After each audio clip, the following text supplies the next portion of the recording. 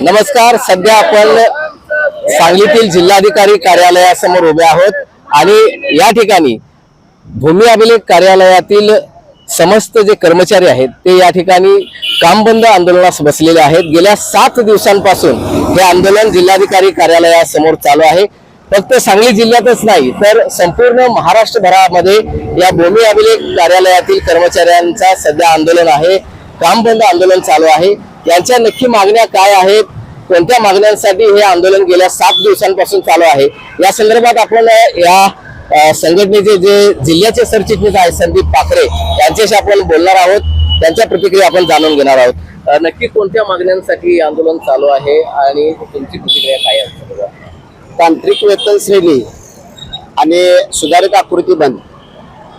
आणि तिसरा मुद्दा जो आहे तो 2014-15 मध्ये आमच्या संघटनेने जो 25 दिवसाचा संप पुकारला होता, त्यामध्ये जे काही वेतन राहिलेलं आहे, दिलेलं नाही, त्या संदर्भात आमचा संप चालू आहे. या मागण्या बऱ्याच वर्षापासून शासन स्तराला प्रलंबित आहेत. अद्याप शासनाने त्याकडे दुर्लक्ष केलेलं आहे. शासन दर नवनवीन योजना आणतंय, जनतेच्या हिताच्या योजना आहेत, पण या विभागामध्ये अपुरं कर्मचाऱ्यांचं संख्याबळ असल्यामुळं ज्या योजना आहेत त्या पूर्ण करण्यासाठी आमच्याकडे संख्याबळ हवं आहे. आणि आम्हाला तांत्रिक वेतन श्रेणी असेल तर नवीन जे कर्मचारी आमच्याकडे नियुक्त होणार आहेत ते बराच काळ टिकून राहतील. आमच्या डिपार्टमेंटमध्ये तांत्रिक वेतन श्रेणी लागू नसल्यामुळे नवनियुक्त कर्मचारी जे आहेत ते जॉईन झाल्यानंतर सोडून जाण्याची संख्या भरपूर आहे.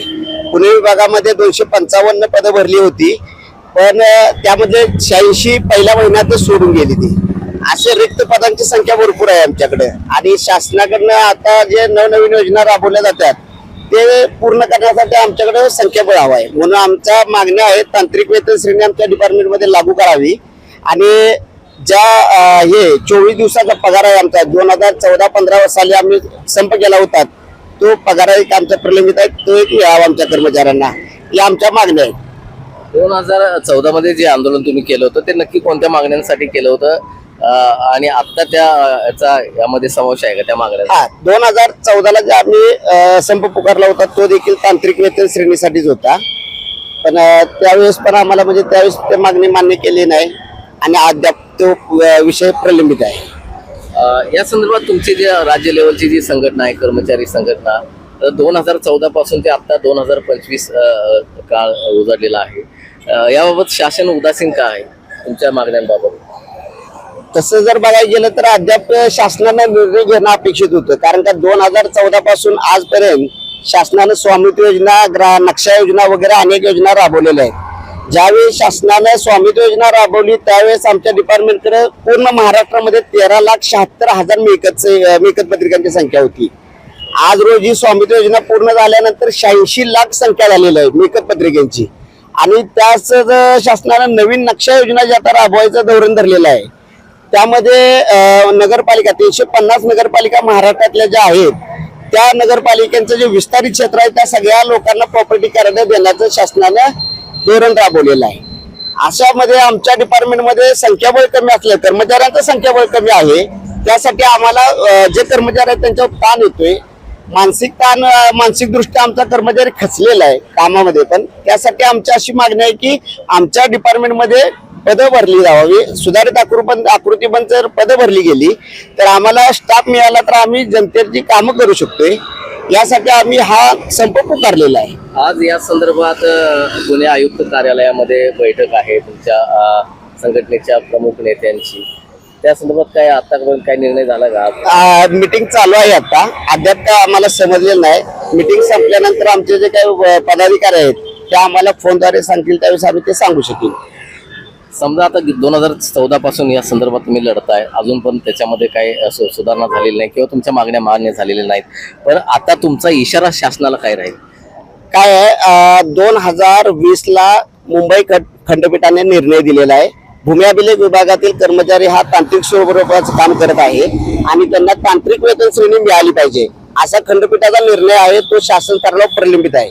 त्या अनुषंगाने 2020ला आमच्या जमाबंदी आयुक्त कार्यालयाकडून प्रस्ताव देखील सादर करण्यात आला शासनाला, पण अद्याप शासनाने त्याची दखल घेतलेली नाही.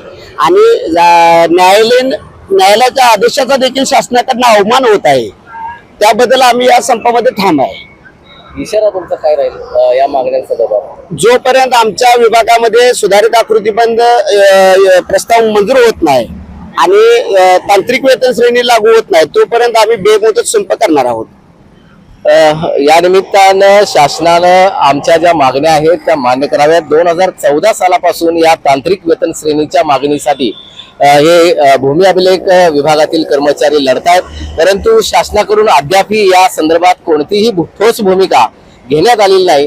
त्याशिवाय या भूमी अभिलेख कार्यालयामध्ये जे कर्मचारी भरायला पाहिजे होते ते अजूनपर्यंत शासनाला भरलेले नाहीत आणि त्यामुळे जे आता सध्या जे काम करतात भूमी अभिलेख कार्यालयामध्ये आणि शासनाच्या विविध योजना वेगवेगळ्या येत आहेत आणि त्या सर्व योजनांचा ताण या अपुऱ्या कर्मचाऱ्यांवर पडत आहे आणि त्यामुळे त्यांचं शारीरिक आणि मानसिक आरोग्यही सध्या धोक्यात आलेलं असं म्हणायला हरकत नाही आणि त्यामुळे हे सुधारित आकृतीबंध शासनानं भरावा, त्याचबरोबर तांत्रिक वेतन श्रेणी द्यावी आणि 2014 सालामध्ये या मागणीसाठी 25 दिवसांचं आंदोलन या कर्मचाऱ्यांनी केलेलं होतं आणि त्या 25 दिवसांचा पगारही अद्याप शासनानं दिलेला नाही, तो थटवून धरलेला आहे. तो पगारही आम्हाला या निमित्तानं मिळावा अशी मागणी या निमित्तानं करण्यात आली आहे. मोहन राजमाने, नवराष्ट्र न्यूज, सांगली.